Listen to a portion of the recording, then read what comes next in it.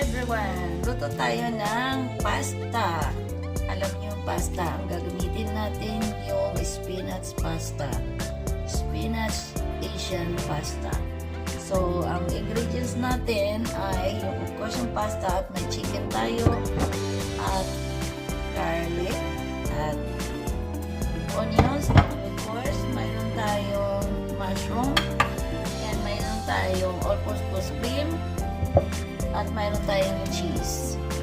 So, umpisahan lang natin muna sa ating butter. So, mayroon tayong garlic chop.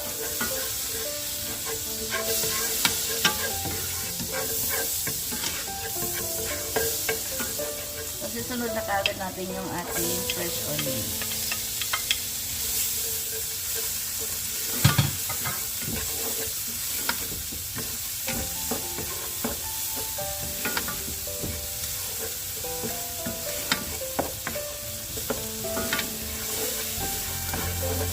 Susunod na natin yung ating mushroom.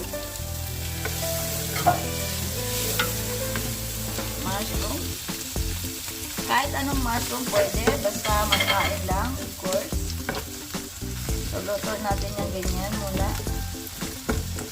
Tapos isabay na natin yung ating chicken. Which is yung chicken natin, pinakuluan na natin hanggang lumambot.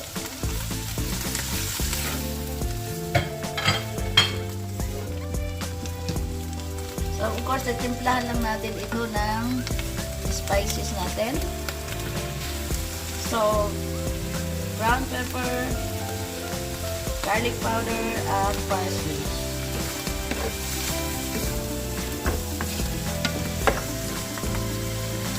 Ilagay na natin yung all-purpose cream natin. Or half and half lang ginamit ko para mas sustansya. Ayan na siya. Iluluto lang natin ng ganito. So, pakuluan lang natin ng konti. So, dahil kumulo na siya, ilalagay natin yung mga cheese natin. Very simple. Kahit anong klaseng cheese, pwede na. O anong nandyan sa inyo. Halo lang natin.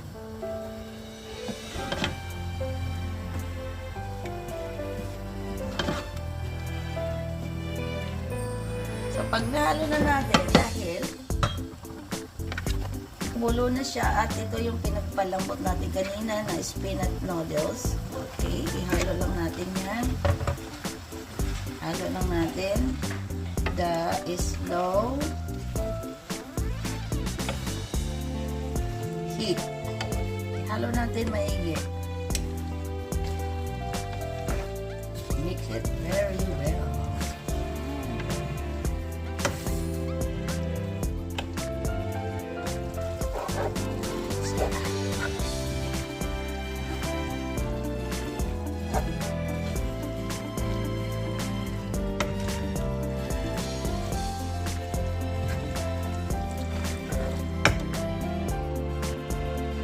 Tikman natin, no? Yung ating